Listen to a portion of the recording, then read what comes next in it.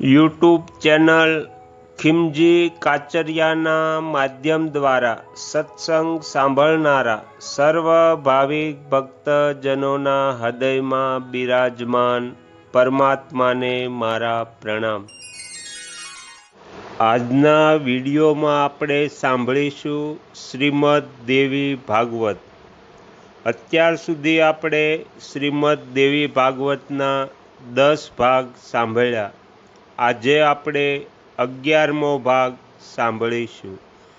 હરિ ઓમ।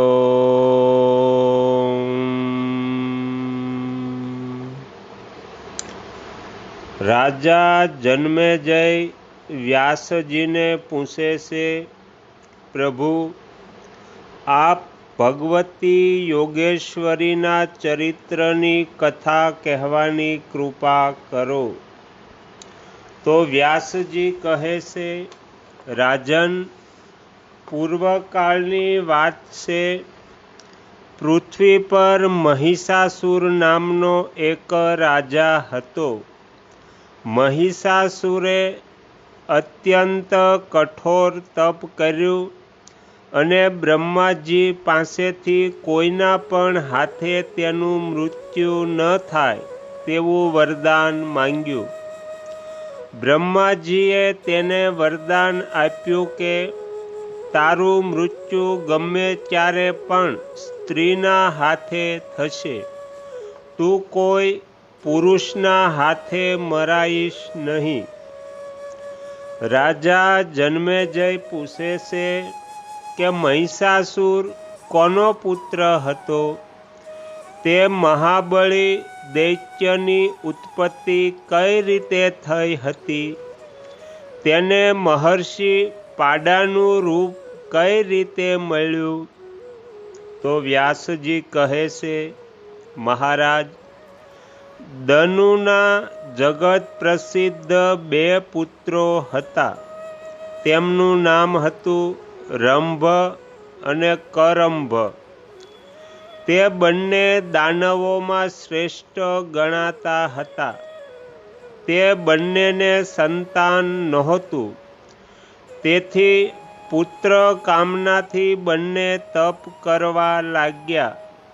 પંચનંદનના પવિત્ર જળમાં તેમણે કઠોર તપ કર્યું।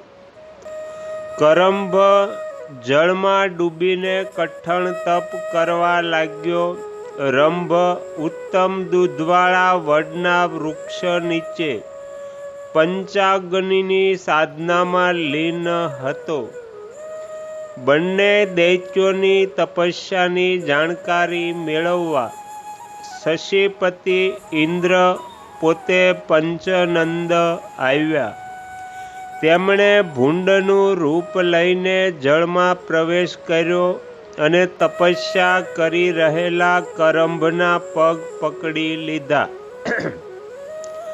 ઇન્દ્રના આવા કૃત્યથી દુરાચારી કુરંભ મૃત્યુ પામ્યો। વ્યાસજી કહે છે, પોતાના ભાઈનું મૃત્યુ થવાથી રંભ ગુસ્સે થઈ પોતાનું માથું અગ્નિને ભેટ આપવા તૈયાર થયો। તેણે ડાબા હાથે પોતાના વાળ પકડી જમણા હાથમાં તલવાર લઈ માથું કાપવા તૈયાર થયો કે તેને રોકવા અગ્નિદેવ પ્રગટ થયા। તેમણે રંભને વરદાન માગવા માટે કહ્યું। રંભ કહે છે, મારે ત્રિલોક પર વિજય પ્રાપ્ત કરનાર પુત્ર જોઈએ છે। ત્યારે અગ્નિદેવે રંભને કહ્યું, બહુ સરસ, તારી ઈચ્છા પૂરી થશે।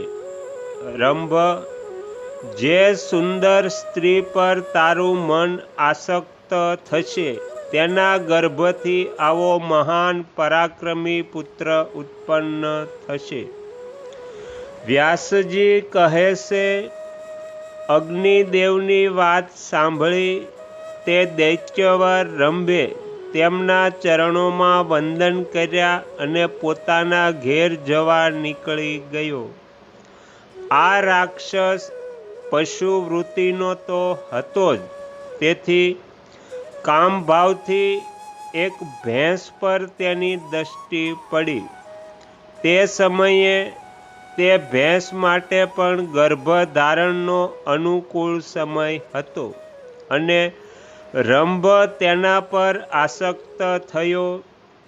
ભાવિ પણ અત્યંત બળવાન હોય છે. રંભના વીર્યથી તે ભેંસ ગર્ભવતી થઈ. એકવાર કોઈ બીજો પાડો તે ભેંસ પર કામાતુર થઈને તૂટી પડ્યો. ત્યારે તે પાડાની સામે આવીને રંભ મારવા લાગ્યો. તે પાડાએ તેના તીક્ષ્ણ શિંગડાથી રંભના હૃદયમાં ઈજા પહોંચાડી. તેથી તેના પ્રાણ શરીરમાંથી નીકળી ગયા. તેના સ્વામી રંભના મૃત્યુથી તે બિચારી ભેંસ ભયથી અત્યંત ગભરાઈને ત્યાંથી ભાગી ગઈ અને વડના વૃક્ષ નીચે બેઠેલા યક્ષોના ચરણમાં ગઈ. તેથી ભેંસની રક્ષા કરવા, તે પાડાનો સામનો કરવા યક્ષ તૈયાર થઈ ગયા.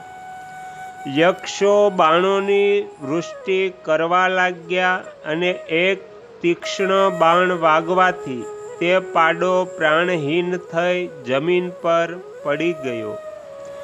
રંભ યક્ષોનો પ્રીતિપાત્ર હતો. અક્ષોએ રંભના મૃતદેહને અગ્નિ સંસ્કાર કરવા માટે ચિતા પર મૂક્યો. પતિના શરીરને ચિતા પર જોઈ તે ભેંસને સતી થવાનો વિચાર આવ્યો. તે ધગધગતી ચિતામાં ધસી ગઈ. તે સમયે ચિતાના મધ્ય ભાગમાંથી મહાબળી મહિષાસુર નીકળ્યો. પુત્ર પર કૃપા કરનારો રંભ પણ બીજું શરીર ધારણ કરીને રક્તબીજના નામથી ચિતામાંથી નીકળ્યો. આ પ્રમાણે મહિષાસુર અને રક્તબીજ બંનેની ઉત્પત્તિ થઈ. હે રાજન, મહિષાસુર દેવતાઓ, દાનવો અને મનુષ્યોથી અવજ્ય હતો. મહિષાસુર અખિલ ભૂમંડળમાં એક છત્ર રાજા બન્યો. વરદાનના અભિમાનથી ચકચૂર થઈને તેણે સ્વર્ગ પર વિજય મેળવવાનો નિશ્ચય કર્યો. આ માટે તેણે એક દૂતને ઇન્દ્ર પાસે મોકલ્યો અને તેની પાસે સંદેશો કહેવડાવ્યો. હે દેવરાજ ઇન્દ્ર, તમે સ્વર્ગ છોડી ગમે ત્યાં ચાલ્યા જાઓ અને જો રહેવું હોય તો મહાનુભાવ મહિષાસુરના સેવક બનીને રહો. જો આ વાત સ્વીકાર્ય ન હોય તો તરત જ યુદ્ધ માટે તૈયાર થઈ જાઓ. તો અહીંયા શ્રીમદ દેવી ભાગવતનો 11મો ભાગ સમાપ્ત થાય છે.